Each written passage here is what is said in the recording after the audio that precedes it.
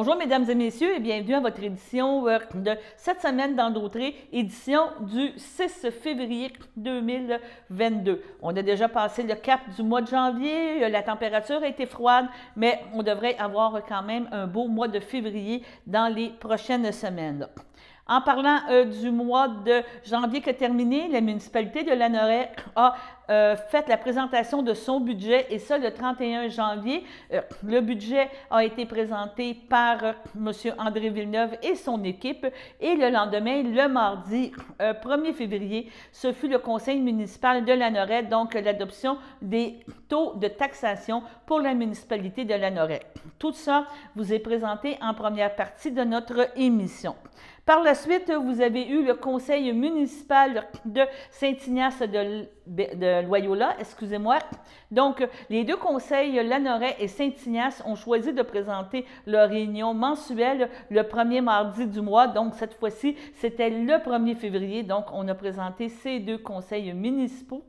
À Saint-Ignace de Loyola, le sujet qui a été vraiment encore au cœur des discussions entre les citoyens et la municipalité, c'est le coût des travaux estimés pour bâtir le nouveau centre communautaire. Il y a beaucoup de questionnements à ce sujet et nous avons publié, nous allons vous présenter un échange entre un citoyen et M. Jean-Luc Barthe, maire de Saint-Ignace, concernant les coûts engendrés par cette construction. Par la suite, nous allons vous présenter extraits vidéo et témoignages. Cette semaine, c'est la semaine pour la prévention du suicide à travers la province de Québec. Et nous avons eu la chance de rencontrer Ghislain Dufresne, qui est porte-parole pour la semaine de la prévention du suicide dans la Naudière et qui nous fait part de ses intentions, de ce qui se passe au niveau de la prévention du suicide dans la Naudière, ainsi qu'un témoignage qui a été filmé par lui. Par la suite, nous allons encore parler de loyer. C'est un sujet qui est très à la mode de ce temps-ci dans la région et partout au Québec. Les hausses de loyer qui sont envoyées présentement aux locataires par les propriétaires et nous avions rencontré Amélie Pelland qui nous parle des droits et des responsabilités et des façons peut-être de contester son augmentation de loyer, donc à travers le tribunal du logement, anciennement la Régie du logement. Par la suite, dans un autre extrait que nous vous présentons aujourd'hui, c'est Amélie Pelland, qui est la directrice adjointe de ADA, donc aide à domicile de Dautré, qui cette fois-ci a eu dans ses capsules quelques sujets. Un premier sujet a été les services offerts par ADA. Deuxièmement, une promotion, on pourrait dire une incitation à utiliser les services de ADA on pourrait dire par référencement. Donc, les gens peuvent recevoir des services gratuits si vous référencez un nouveau client. Et il a été question aussi de la prochaine campagne de promotion de ADA qui sera faite à partir du printemps. Ce sera votre émission aujourd'hui, cette semaine dans Dautré. On vous rappelle que c'est un résumé de la semaine des actualités de la région qui vous est présenté à tous les dimanches sur nos ondes. Et vous pouvez écouter notre bulletin de nouvelles à toutes les semaines, tous les jours, du lundi au vendredi, à compter de 6 heures. Donc, pour rester informé dans la MRC Dautré, syntonisez CTRB. Alors, comme nous avons l'obligation d'équilibrer le budget, c'est une obligation de par la loi. Alors, voici ce qu'on vous présente, c'est vraiment l'équilibrage budgétaire. Alors, vous avez les revenus en 2021 de 6 115 000.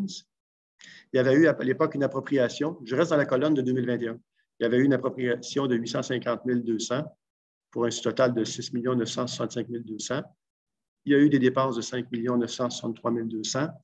Il y a eu d'autres activités financières, 104 000 et mobilisation, 890 000, sous total 6 965 200. Donc, il y a évidemment en 2021 un budget équilibré qui a été déposé. 2022 maintenant, vous allez pouvoir voir les différences.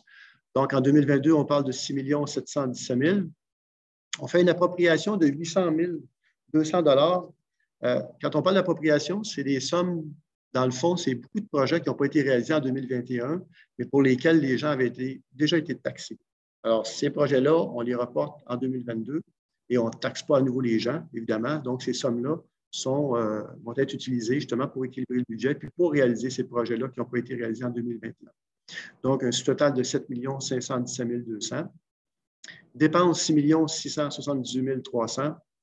Autres activités financières 173 200. Immobilisation 665 700 pour un total de 7 517 200. Donc, on voit ici qu'il y a un budget équilibré. L'effet saillant du budget. Alors, d'abord, vous dire que, vous savez, la NORA a connu une croissance importante depuis les dernières années et au niveau municipal, il faut apporter un peu d'aide, si je peux dire comme ça, un peu de soutien, donc engager du personnel, du nouveau personnel pour venir justement prêter main forte à l'équipe qui est déjà en place, qui, soit dit en passant, fait un excellent travail. Donc, on parle d'embauche de personnel dans divers services, dont, entre autres, un agent de développement. Mise en place d'une table sur la sécurité routière, je pense que vous en avez déjà entendu parler. Le projet est en marche, le Conseil a déjà voté donc la création de la table et aussi voté que c'est Mme Lynn donc Clermont qui va piloter cette table-là. Mise en place d'une politique culturelle, et ça, on y reviendra plus tard. Ça va prendre, évidemment, pour aller de l'avant avec cela, ça va prendre une résolution du Conseil municipal pour aller de l'avant vers cela. Embauche de travailleurs de rue. On sait que depuis plusieurs années, je dirais depuis pratiquement un peu avant le milieu des années 2000, on avait déjà fait des ententes avec l'organisme qui s'appelle La Truelle, qui est situé à Lavaltrie, donc travailleurs de rue de Lavaltrie, donc travailleurs de rue qui viennent soutenir nos jeunes à la Norette. Donc, on va reconduire probablement cette entente-là. Peut-être qu'on la bonifiera. On va voir avec le Conseil. On va voir aussi avec l'organisme comment on peut arriver à soutenir davantage nos jeunes. Travaux préparatoires à la réalisation d'un parc canin. Donc, les sommes sont là présentement pour pouvoir mettre en place un parc canin qui est, je pense, demandé depuis plusieurs années par les gens. Réfection d'une portion des rangs Saint-Jean-Baptiste et Saint-Henri, je l'ai parlé tantôt. Investissement dans les infrastructures routières, asphaltage, drainage et ponceau, et des travaux de réfection du pavillon Jean-Bourdon. Je vous en ai aussi parlé, qui sont prévus pour l'année en cours. Vous aurez la chance, que je disais tantôt, de consulter le budget davantage sur le site de la municipalité. Maintenant, la grande question, et je sais que les gens se la posent, et je vais tenter d'y répondre. Qu'arrivera-t-il avec le compte de taxes? Écoutez, on a fait des simulations. En fait, ce n'est pas des simulations, c'est des projections qui sont réelles et donc qui vont se produire. Il y aura une augmentation du compte de taxes municipal. Je vais vous donner, d'abord, vous dire que la raison fondamentale, c'est qu'au niveau de la police, on a eu une augmentation de 53 000. Au niveau sécurité incendie, la MRC, c'est une facture de 63 000. Et aussi au niveau donc de la collecte sélective, entre autres, où il y a eu une augmentation. Je vais vous donner des exemples. Et là, les exemples sont différents, que ce soit au village avec aqueduc et égout, que ce soit en campagne aqueduc et fosse septique, ou que ce soit en campagne seulement avec fosse septique. Alors, je donne un exemple. Et là, je parle de terrain et de bâtiment. Donc, une propriété, terrain et bâtiment inclus, qui est évaluée à 200 000 actuellement, l'augmentation serait de 57 57 si vous prévalez des versements que vous pouvez faire, on parle de 11 par versement, donc de plus pour un total de 57. Et là, je suis dans le village Aqueduc-Égout. Donc, village Aqueduc-Égout, pour une propriété évaluée à 250 000 on parle d'une hausse du compte de taxes de 64 et là-dessus, ça fait 13 si vous prévalez des versements, 13 par versement de plus. Une propriété de 300 000, c'est une hausse de 71 par année avec des versements qui augmentent de 14 par versement. Et pour une propriété de 400 000, on parle d'une hausse annuelle de 84 donc pour un total ou une augmentation par versement de 17 Ça, c'était pour village Aqueduc et égout. Et en tout cas, on pourra peut-être voir comment on peut le mettre sur le site Internet pour que les gens puissent y avoir accès, évidemment. Donc, ça, c'était pour village Aqueduc et égout. Campagne Aqueduc, c'est qu'il y a l'aqueduc et fosse septique en campagne. Donc, une maison de 200 000 propriété bâtiment, propriété maison et terrain, c'est-à-dire, on parle d'une augmentation de 48 par année du compte de taxes. Pour une propriété évaluée à 250 000 on parle d'une augmentation de 56 Pour une propriété de 300 000, on parle d'augmentation de 64 $. Et pour une propriété de 400 000, on parle d'augmentation annuelle de 80 $, soit 16 $ par verset. Maintenant, pour ceux qui sont à la campagne et qui ont seulement fosse septique, on parle ici pour une maison de 200 000 d'augmentation de 48 $, pour une maison de 250 000 de 56 $, pour une maison de 300 000 et terrain toujours 64 $ d'augmentation par année, et pour une propriété de 400 000, on parle d'augmentation de 80 $ annuellement. Vous savez, il y a une période de questions. 5,3, taux de taxation 2022. Donc, ça, c'est, en fait, on doit l'adopter, non pas en même temps que le budget, mais après le budget, et c'est ce que nous allons regarder ce soir pour son adoption. 5,3, taux de taxation 2022. Considérant que d'après le budget 2022, la municipalité de Lanoraie aura à pourvoir au cours de l'année 2022 à des dépenses totalisant à 7 517 200. Considérant que pour défrayer les dites dépenses, la municipalité prévoit des revenus de paiement tenant lieu de taxes s'élevant à 89 000 $, des revenus provenant du gouvernement du Québec s'élevant à 349 800 $, des revenus non fonciers s'élevant à 664 900 $ et des revenus provenant des surplus accumulés s'élevant à 800 200 $. Considérant que pour solder la différence, il est requis une somme de 4 559 000 qu'il est nécessaire de prélever sur les biens-fonds imposables de la municipalité et une somme de 1 054 300 sur une autre base de taxation. Que pour solder la différence entre les dépenses prévues pour l'exercice financier 2022 et les autres revenus, les taxes suivantes pour l'année 2022 seront imposées comme suit. Le taux de base et agricole. Le taux de base et agricole sont fixés à 62,4 cents par 100 d'évaluation de la valeur portée au rôle d'évaluation. Les 10 taux comprennent 43,3 sous pour la taxe générale, 11 sous pour la taxe du service de police de la Sûreté du Québec et 8,1 sous pour la taxe du service de protection contre les incendies. Taux particulier à la catégorie des immeubles de 6 logements ou plus. Le taux particulier de la taxe foncière générale de la catégorie des immeubles de 6 logements ou plus est fixé à 74,5 sous par 100 d'évaluation de la valeur portée au rôle d'évaluation. Le dit taux comprend 52 cents pour la taxe générale, 13 cents pour la taxe du service de police de la Sûreté du Québec et 9,5 cents pour la taxe du service de protection contre les incendies. Taux particulier à la catégorie des immeubles non résidentiels.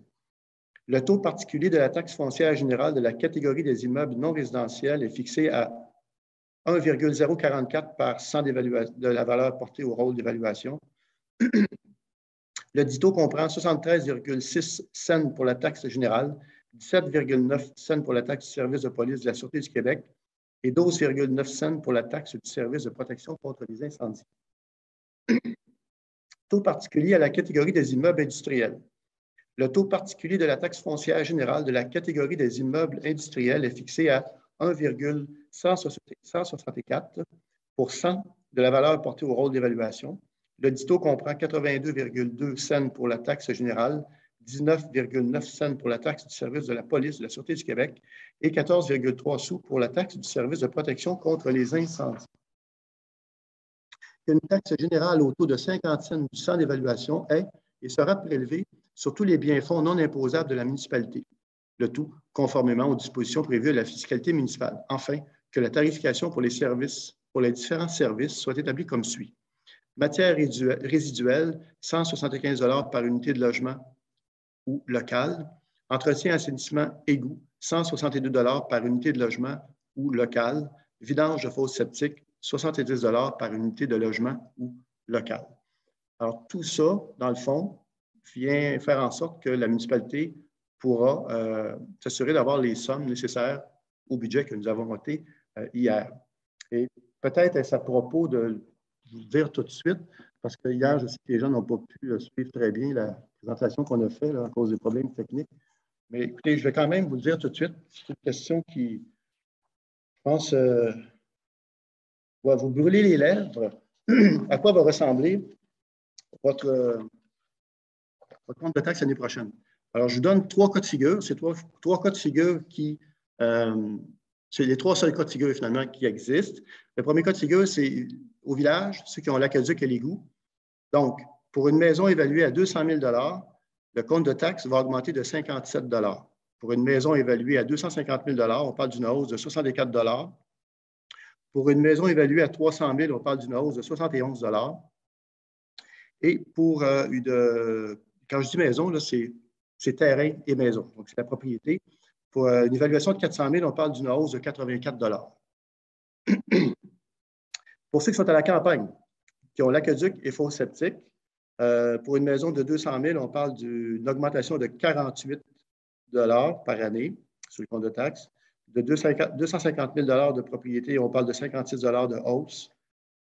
Pour une propriété de 300 000 $, on parle de 64 $. Pour une propriété de 400 000 $, on parle de 80 $.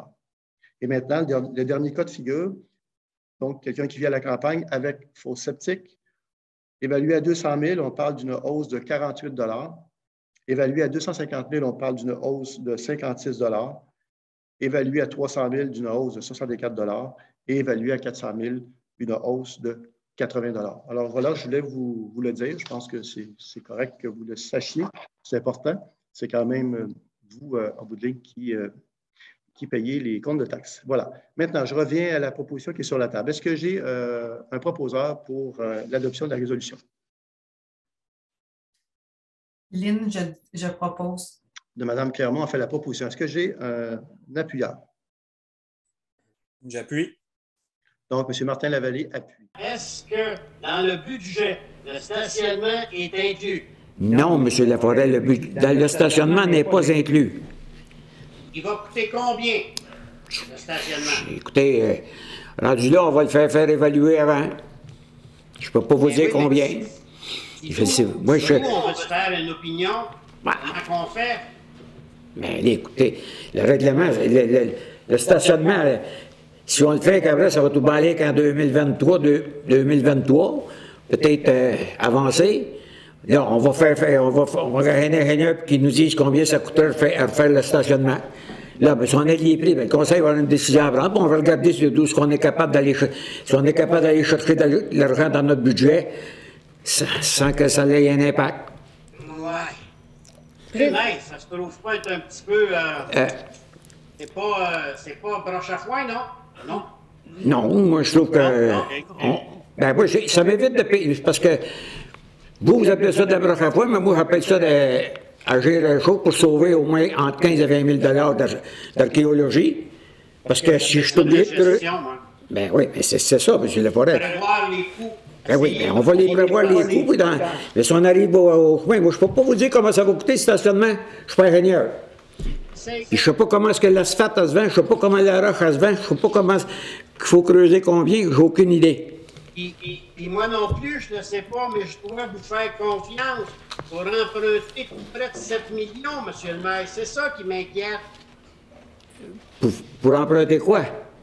Et là, ben, ça va être ma octobre avec notre argent, puis aller payer le stationnement avec la vôtre. Mais là, c'est sûr, certain que ça va être l'argent. C'est comme je vous ai dit, dans celui-là, on va regarder si on est capable de prendre l'argent dans le budget pour le faire. On va le faire. Ou bien non, on va essayer d'aller chercher des subventions de ce qu'on va être capable d'aller en chercher. C'est donc pas clair, M. le maire. Ben, si c'est pas clair pour vous, moi je pense que c'est clair pour le conseil, en tout cas. Ah, c'est clair. Puis, si monsieur, c'est clair, est-ce que je peux poser des questions au conseil? C'est clair. M. Laforêt, je voudrais spécifier une chose, je voudrais éclaircir une chose. Parce que la dernière dimanche, vous avez mentionné, parce que moi je ne l'ai pas entendu, parce que j'avais de la misère, vous avez mentionné encore des idées de grandeur du maire. Ça, vous l'avez dit, parce qu'il y en a qui vous ont entendu. Moi, je veux répliquer parce que l'idée de grandeur du maire, quand on a commencé le projet en 2020, moi, j'ai emmené 2 projets. On répare l'église ou on arrête à terre puis on le fait un jour. Mais le conseil ici, là, le conseil qui était là en 2020, là, ils ont été unanimes à dire on jette l'église à terre puis on le construit en 2. Donc, 2 960 000. Oui, mais qu'est-ce que vous voulez vous dire? Oui, c'est comme partout ailleurs. Allez, à Saint-Anne, ils ont commencé probablement qu'un projet de 1,5 million, il a coûté 4,5 millions. Mais ça, moi, la pandémie, là, je ne l'ai pas vu venir. Hein? Des dépassements de coûts. Bien, c'est pas des dépassements de coûts. C'est tous les matériaux qui ont augmenté. La pandémie, ils ont fait doubler puis presque tripler les matériaux. Ça, on n'était pas au l'affût, on n'a pas vu venir ça. La seule chose qui serait intéressante, M. le maire, c'est que vous refassiez votre référendum en posant la question, est-ce que vous êtes d'accord à dépenser 7 millions?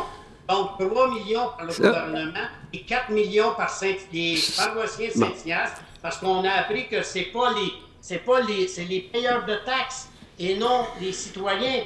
C'est tous les citoyens qui ont le droit de vote, et pas juste les payeurs de taxes, c'est ça? Non. C'est tous ceux qui sont admissibles à voter. Ouais. Comme les élections, M. Laforêt. Comme je M. Laforêt, là, avant de dire que je vais aller en chose, voyons, les personnes avec les personnes habiles à voter, avant d'aller là, je vais attendre d'ouvrir les enveloppes pour voir qu'est-ce que ça va être quoi, des soumissions, combien ça va sortir. Bien, écoute, ça va être sorti, bien là, le Conseil va avoir une décision à prendre. Oui, mais alors, tous les chiffres. Bien oui, on va les avoir, parce que les appels d'offres, mais c'est sorti. Ça va coûter combien? Excusez, vous coûtez combien? Écoutez, je 100 fois, je vous dis que je peux pas. Je suis pas ingénieur. Ben non, vous Ben pouvez oui, pas, ben- mais nous non plus. Ah, oui, mais ben, écoute, tu sais, M. Laforêt, là, on va faire la vidange des étangs 1 et 2, là. On n'a pas le choix. 9 cadets de la Sûreté du Québec 2022. Ben, comme vous savez, à tous les ans, ça fait quand même 2-3 ans qu'on a. On a des cadets de la Sûreté du Québec et cette année aussi, la MRC elle a demandé 8 cadets. Puis ici, à Saint-Ignace, on est 5 municipalités qu'on va se partager 2 cadets à raison de 25% chaque. Je me semble que c'est 5 municipalités qu'on a. Là, ici, on marque 4, mais ça se peut qu'on soit 5. Mais si on est 5, on va payer 20% de la facture. Et si on est 4, on va payer 25%. Fait que, puis le montant, c'est sur 10 000 mais dans le fond, le cadet coûte 20 000 la Sûreté du Québec en absorbe 10 000 puis les municipalités absorbent l'autre 10 000 Je suis en compagnie de M. Ghislain Dufresne, qui est une personnalité connue, mais peut-être peu de gens le savent, mais vous êtes le porte-parole pour le Centre de prévention suicide de la Naudière. C'est une cause qui vous tient à cœur, hein, je crois? Oui, ben en fait, on m'a approché il y a quelques années déjà pour être porte-parole, puis en fait, je n'avais pas de raison de dire non. C'est probablement la plus belle cause qu'il n'y a pas, la cause pour faire la promotion de la vie. Je pouvais difficilement trouver mieux, alors j'ai accepté avec plaisir, puis j'espère pouvoir faire une petite différence dans la vie de certaines personnes. Voilà. Vous me mentionniez tantôt en pré-entrevue que vous avez même suivi la formation Sentinelle. Est-ce qu'on peut faire juste un petit résumé, qu'est-ce que c'est exactement et à qui ça s'adresse? Oui, en fait, la formation Sentinelle, c'est une formation qui est gratuite. Ça dure quelques heures. Là, je ne me rappelle pas exactement. Il y a des rappels à toutes les 2 années pour nous rafraîchir un peu la mémoire, mais l'idée, c'est que c'est pour montrer aux gens c'est quoi les signes avant-coureurs, comment reconnaître certains signes et surtout comment réagir face à ces signes-là.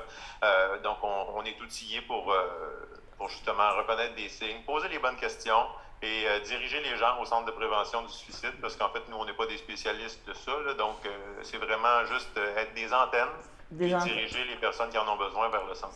Une des problématiques qu'on a au niveau du suicide, je pense qu'il y a beaucoup d'hommes. Hein? Je pense que c'est un petit peu ça aussi qui a été la motivation de vous nommer porte-parole, parce que malgré ce qu'on pense, c'est beaucoup des hommes qui sont, on pourrait dire, atteints. On considère ça comme une maladie, je crois. Je veux dire, c'est un problème psychologique, c'est quelque chose qui t'amène à t'auto-détruire. Là.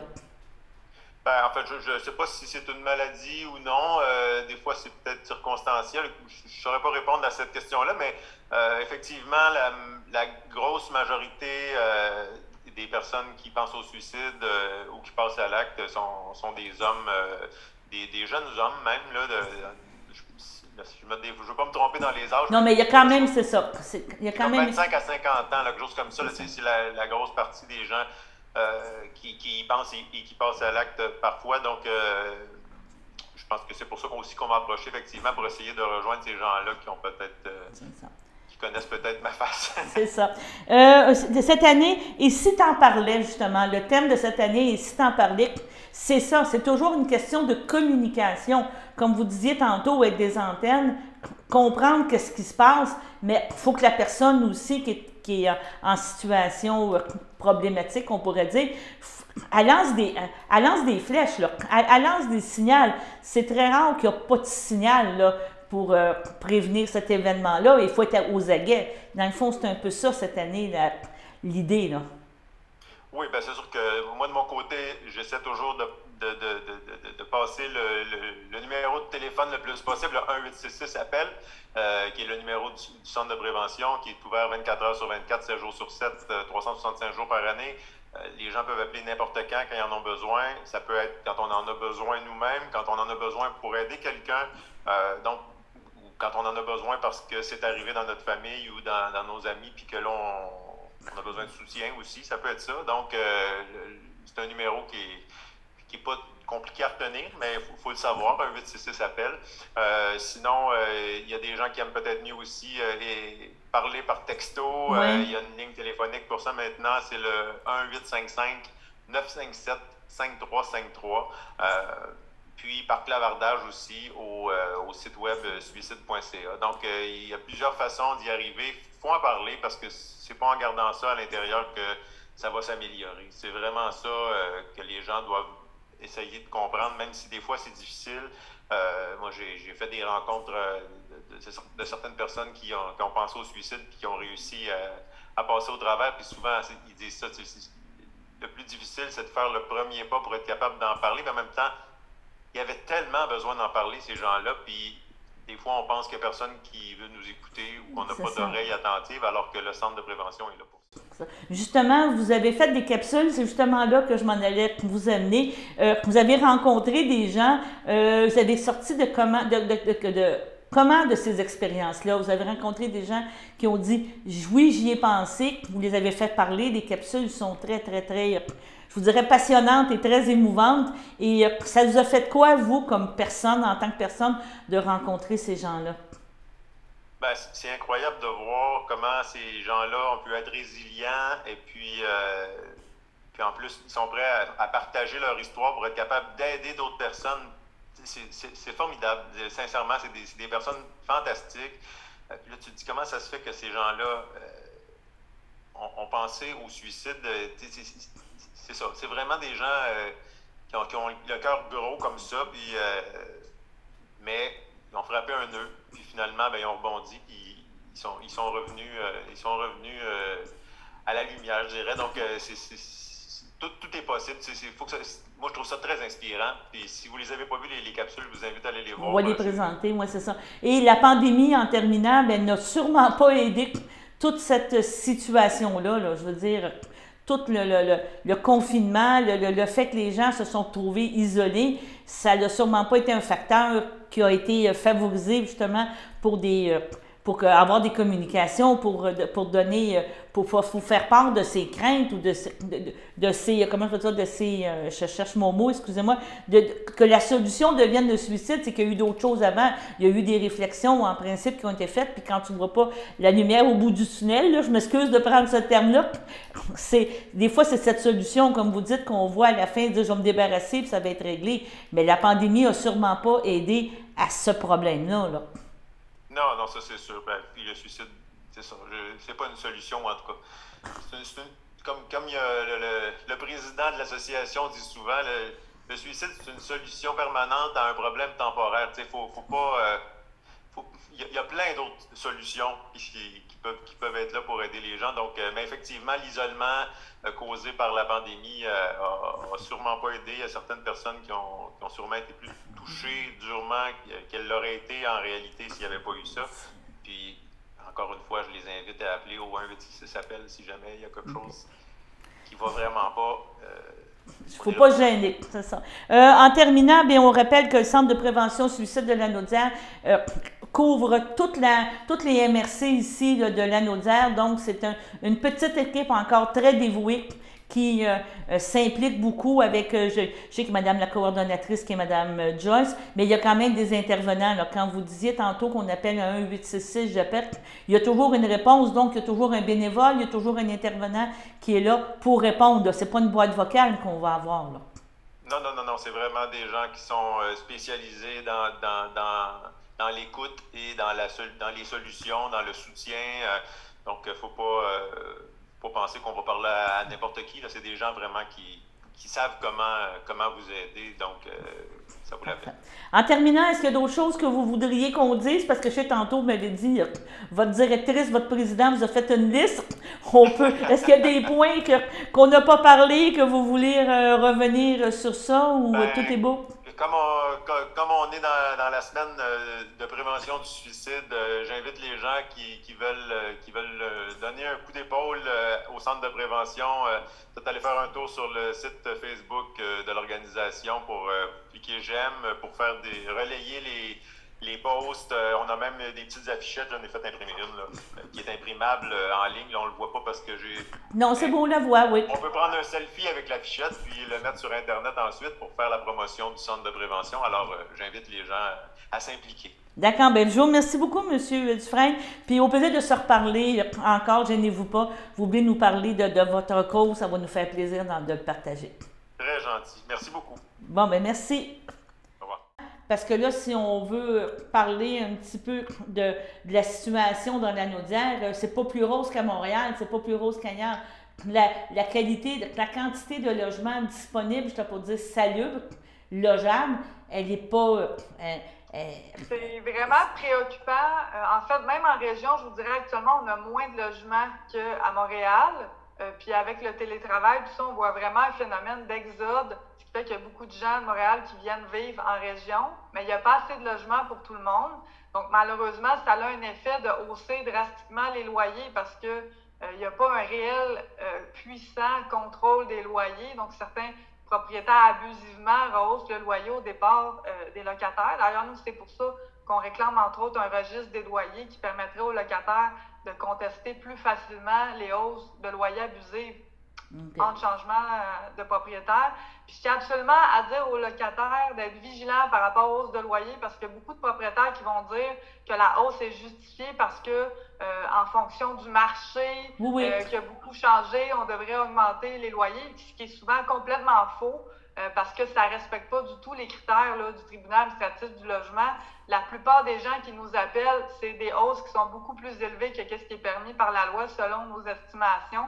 Donc, on encourage vraiment les gens à être vigilants parce que si on accepte ces hausses de loyer-là abusées, bien, ça implique éventuellement devoir déménager parce qu'on n'arrivera plus nécessairement financièrement si on accepte des hausses qui sont plus élevées que la hausse des revenus aussi. Donc, il faut être très vigilant et c'est sûr qu'un propriétaire n'a pas le droit d'harceler son locataire, là. C'est sûr que nous, un autre phénomène qu'on voit, c'est beaucoup à cause de la surenchère immobilière. Malheureusement, il y a des propriétaires qui achètent des immeubles à des prix qui n'ont pas d'allure et ensuite, ils n'ont pas vérifié le coût du loyer des baux. Et là, ils disent « Oh, j'arrive plus », puis là, ils mettent de la pression aux locataires qui acceptent des hausses de loyer plus élevées. Mais en réalité, le propriétaire n'aurait peut-être pas dû acheter un immeuble qui vaut le triple du prix, là. Donc ça, c'est un autre phénomène qu'on voit de plus en plus, là. Mais on encourage quand même les locataires à être vigilants, puis c'est pas parce que ça fait 20 ans qu'ils habitent dans leur logement que subitement, il doit y avoir une hausse de 70 de leur loyer. Là. Le marché actuellement, c'est un petit peu la folie. Là. Est-ce que, tu me parlais tantôt de l'annexe F, mais par cœur, je ne connais pas le numéro de l'annexe, mais il y a encore là, il est censé avoir une déclaration du loyer précédent. Hein, il est censé être mis au bail. Oui. Et est-ce que tu me suggères aussi, je vais te poser, parce que je vais te poser la question drôlement, mais est-ce que tu suggères que dans le fond, on devrait re-signer un bail à tous les ans, pas se fier, tu sais, à garder l'ancien bail puis avoir juste les avis d'augmentation? Est-ce que pour se protéger, on serait toujours mieux de re-signer un nouveau bail? Ça coûte pas cher, là, si tu vas à la pharmacie, partout racheter un nouveau papier, tu as les nouvelles règles qui sont toutes indiquées, tu te retrouves avec vraiment le document qui est up-to-date, là, en date de la journée, et on s'assure que tout est bien rempli. Parce que, il y a 5 ans, il y a 10 ans, il n'y avait pas les mêmes clauses, là. C'est sûr que nous, on ne le recommande pas à prime abord parce que normalement, on signe un bail, puis ensuite, il y a les avis d'augmentation qui s'ajoutent au bail. Pourquoi est-ce qu'on ne le recommande pas? Parce qu'il y a un gros danger quand on signe un nouveau bail que des clauses soient modifiées par le propriétaire, puis qu'il y ait vraiment des abus, par exemple, comme enlever le droit aux animaux, augmenter le loyer de 300$ de plus par mois. Donc, nous, on ne le recommande pas. Puis dans le bail, il y a comme les les règles, les lois sont écrites à côté des sections. Donc, ces lois-là sont en vigueur depuis vraiment longtemps. C'est rare qu'il y ait des changements de loi très différents là, au fil des dernières années. Là. Donc, c'est sûr que c'est ça. Nous, on recommande vraiment plutôt de ne pas signer de nouveaux bails. Surtout quand il y a un changement de propriétaire, souvent, il va avoir le réflexe de demander au locataire de signer un nouveau bail. Puis le locataire va dire, c'est un nouveau propriétaire, fait que peut-être j'ai en signé là. Non, parce que le danger qu'il y a, c'est vraiment que le propriétaire change des clauses. Puis malheureusement, si on signe un nouveau bail, on est pogné avec ce nouveau bail-là, on ne peut pas revenir en arrière. Là, on a parlé un petit peu des règles. Il y a souvent des cas particuliers qu'on peut vivre. Donc, à Action Logement de la Naudière, vous êtes disponible malgré toutes les histoires qu'on a présentement. On peut téléphoner, vous prenez quand même encore des cas. Comment ça fonctionne? Je veux juste... c'est sûr qu'on encourage beaucoup les gens à consulter notre site internet, logementlanaudière.org, parce qu'on est dans la grosse période des augmentations de loyer, des reprises. Donc, c'est sûr qu'actuellement, nous, on est une équipe de 2 permanents pour toute la région. Pour la défense individuelle. Donc, c'est sûr qu'actuellement, on a des délais de quelques jours là, de retour d'appel, voire une semaine. Fait qu'on encourage les gens à diversifier leurs moyens, là, d'aller chercher l'information, que ce soit le tribunal administratif du logement, notre site Internet, mais bien évidemment, si après avoir consulté notre site, les gens ont encore des questions ou s'il y en a qui n'ont pas accès à Internet, ils peuvent nous appeler là, au 450-394-1778. Mon collègue Denis Courtemanche s'occupe des MRC de Joliette, Matawini et d'Autrey au poste 1. Et moi, je m'occupe, Amélie, des MRC de Montcalm, Les Moulins et l'Assomption. Donc, si on parle par exemple de Berthierville, c'est dans la MRC d'Autrey. Donc, à ce moment-là, ce serait avec mon collègue Denis Courtemanche au poste 1. Et l'autre problématique qu'on a, c'est toujours le fameux tribunal administratif que je ne dirais pas qu'il est long, mais je pense qu'il est encore plus long avec la pandémie. Il faut être patient. Étonnamment, ça va faire environ 8 années que je travaille chez Action Logement, puis auparavant, on avait des délais très longs, parfois plus de 2 années. Mais étonnamment, je vous dirais, la dernière année, les 2 dernières années, il y a certaines causes qui sont traitées plus rapidement en quelques mois. On ne sait pas vraiment à quoi c'est dû, mais on pense qu'il y a des périodes où le tribunal était moins disponible en personne, donc il y a peut-être moins de personnes qui ont ouvert des demandes à cause de la pandémie, ce qui fait peut-être qu'il y a eu un peu moins de dossiers de certains sujets qui font que ça va un petit peu plus vite. Il y a aussi eu des changements avec la réforme du tribunal administratif du logement où on doit maintenant remettre la preuve que la demande a été reçue. Fait que si les gens ne font pas ça, les dossiers sont fermés. Fait que, bon, ça, c'est pas nécessairement positif, là, mais fait que, il y a différentes choses qui se sont passées qui peuvent peut-être justifier les délais, mais c'est mieux. Par contre, c'est sûr qu'au niveau des hausses de loyer, des reprises, il doit certainement avoir une augmentation des dossiers. Donc, peut-être pour ces causes-là, c'est plus long à traiter, mais il y a d'autres causes comme des réparations du bruit qu'il y a eu une nette amélioration au niveau des délais. Au lieu de plusieurs années, en quelques mois, on est capable d'avoir une date d'audience. Donc, c'est un peu plus encourageant.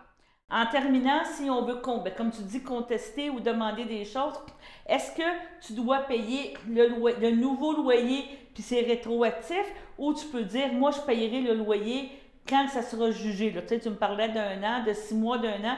C'est quoi qui est la meilleure chose à faire?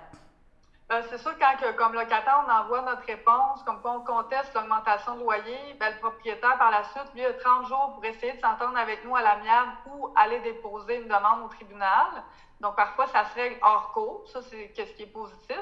Quand ça ne se règle pas hors cours et que le propriétaire a ouvert une demande au tribunal, on doit attendre la date d'audience. Donc, on continue à payer le loyer qu'on paie actuellement, même si le renouvellement est dépassé. Donc, si, par exemple, l'audience est au mois d'août, alors que le nouveau loyer devrait s'appliquer à partir du 1er juillet. Bien, le 1er juillet, on paie encore le loyer qu'on paie actuellement. Et c'est le juge à l'audience qui va fixer le loyer. Il va décider de combien le loyer va être augmenté.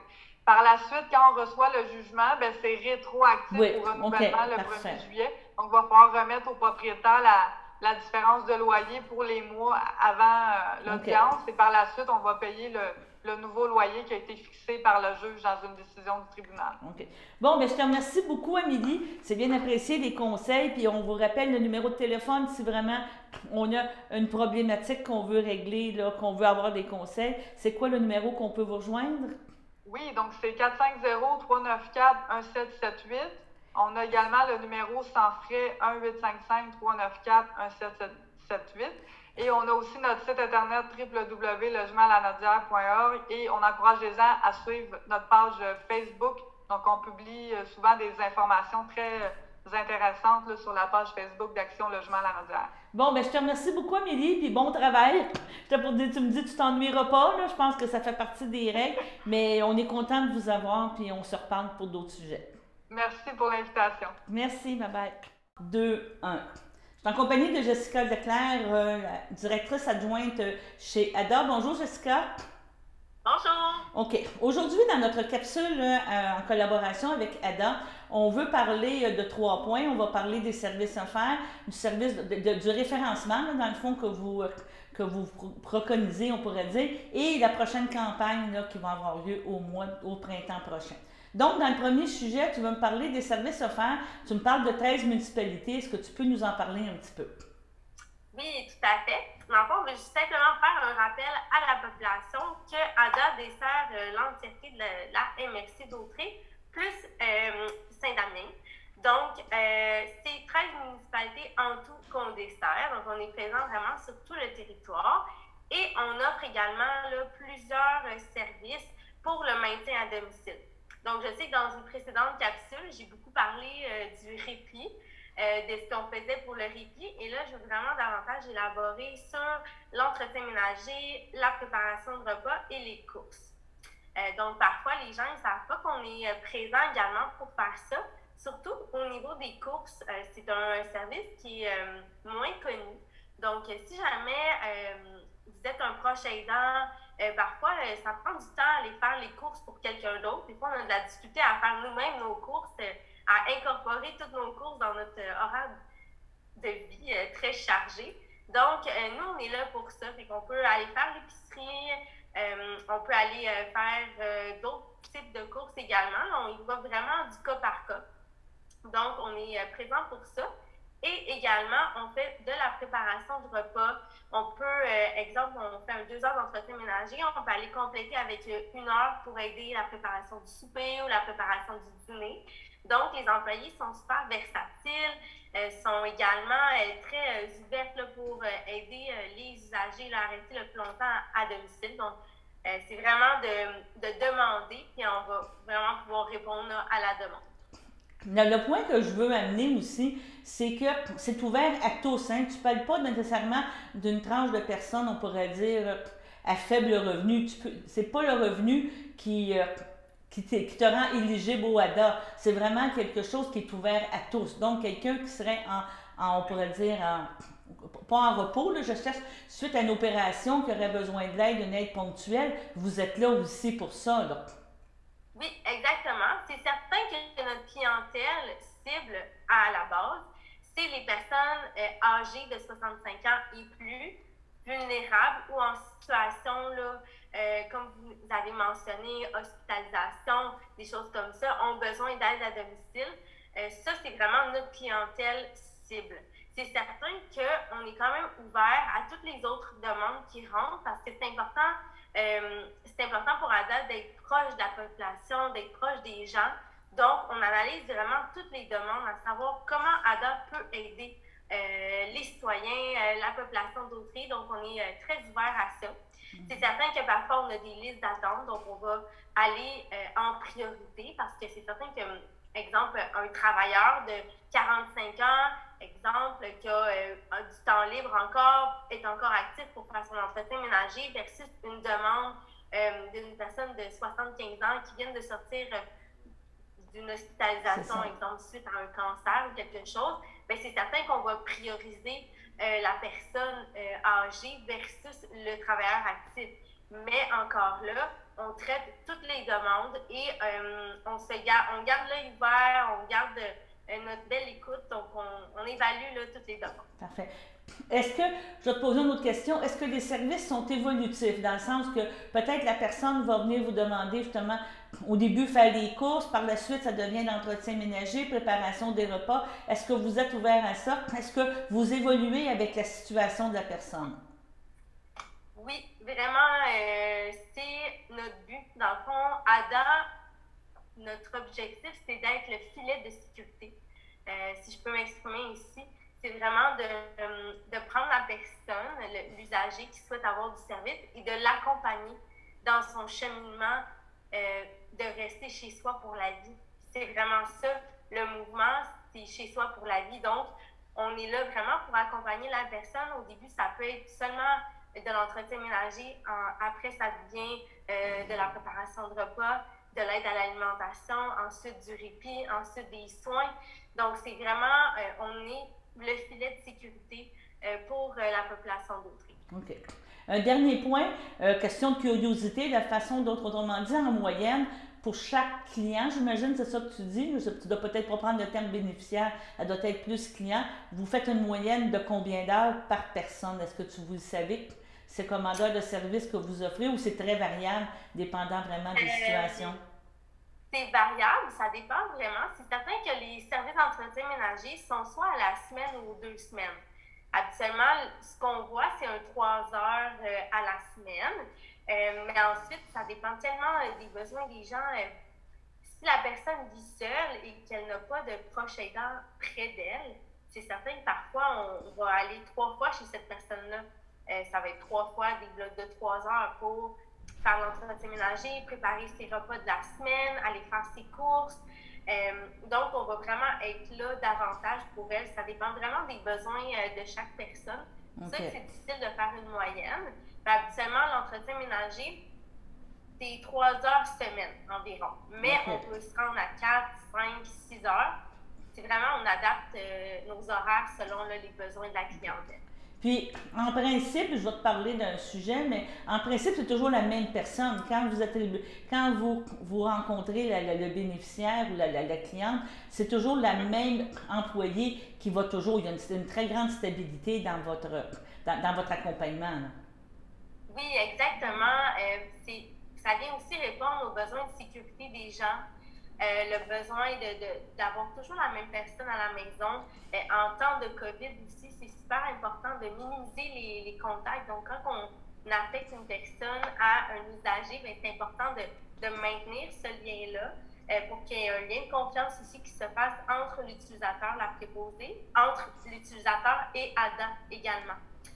C'est certain que ça n'empêche pas que l'employé, parfois, elle peut être malade aussi, elle a des vacances, c'est les congés fériés.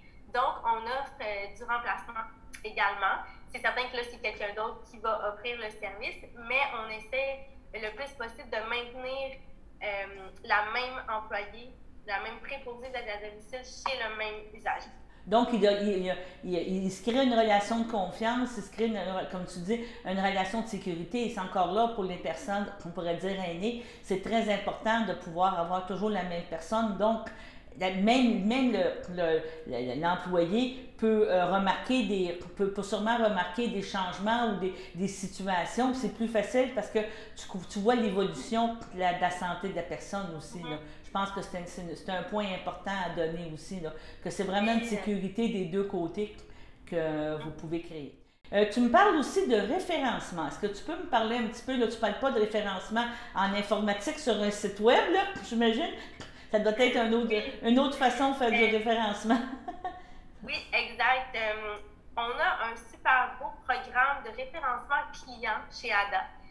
C'est certain que notre objectif, c'est de faire connaître les services à la population. Quand même, on est une OBNL, on est une entreprise d'ici, donc on souhaite que les gens encouragent le local, qu'ils fassent affaire avec nous. Ça crée de l'emploi. Mais le programme de référencement, c'est pour notre clientèle. Donc, quand notre clientèle appelle au bureau pour dire « j'ai un client, une amie que j'aimerais vous référer », on donne un 50 $ de crédit sur la facturation de la personne lorsqu'elle réfère un client qui prend un service chez nous. Et c'est vraiment pour remercier la clientèle de nous référer des gens. Donc, nous, le but, c'est d'offrir le maximum de services au maximum de personnes pour la population d'Autrey. Donc, on a trouvé ce moyen-là pour vraiment faire connaître nos services, mais remercier notre clientèle qui nous réfère souvent des usagers. Donc, c'est notre beau programme de référencement. On pourrait faire un slogan, être client chez Ada, c'est payant. Si on résume ça, c'est un petit peu ça, là, parce qu'aller chercher quand même 50 $, ça peut présenter 3-4 heures de service gratuit, c'est toujours intéressant. Oui, même plus que ça, les clients âgés de 65 ans et plus, parfois, payent seulement leur service environ 7 $. Ah, mon Dieu! On parle de quasiment, peut-être des fois, 2 services gratuits complètement. C'est certain pour les gens qui sont plus vulnérables ou à faible revenu, c'est vraiment un programme qui est intéressant. Donc, c'est pour ça qu'on voulait en parler aujourd'hui, pour le mettre de l'avant, que le mot circule aussi, qu'on offre ce crédit-là. Et en terminant, le dernier sujet que tu voulais nous parler, c'est la prochaine campagne de promotion du ADA. On sait que vous êtes aussi engagé dans le communautaire, là, on en reparlera prochainement parce que c'est toujours une problématique là, de financement et tout, mais ça va être une campagne aussi, vous voulez, pour promouvoir vos services et votre bon accueil de vos employés. C'est un petit peu ça qu'on s'attend au printemps? Oui, tout à fait. C'est certain qu'on garde encore les détails secrets. Mais c'est une campagne de publicité qui va vraiment mettre de l'avant les services d'entretien ménager que j'ai abordés au premier point. Donc, c'est une campagne qu'on va appeler Ada chez soi, justement pour mettre de l'avant le maintien à domicile, chez soi pour la vie. Donc, c'est vraiment notre nouvelle campagne de publicité que vous allez pouvoir voir dès le printemps. Donc, on commence à en parler, mais on garde quand même les derniers détails secrets. Mais je vous dis de surveiller cela dans nos réseaux sociaux. On va faire une grosse campagne de publicité là, en lien avec ça. Sûrement que dans les prochaines capsules, on va pouvoir en parler. En tout cas, je te remercie beaucoup, Jessica, de ta présence aujourd'hui. On se revoit le mois prochain pour parler de d'autres sujets. Sinon, gênez-vous pas, on est toujours là pour vous accompagner. Merci beaucoup. Bonne journée. Bye bye. Bye. Bon, merci.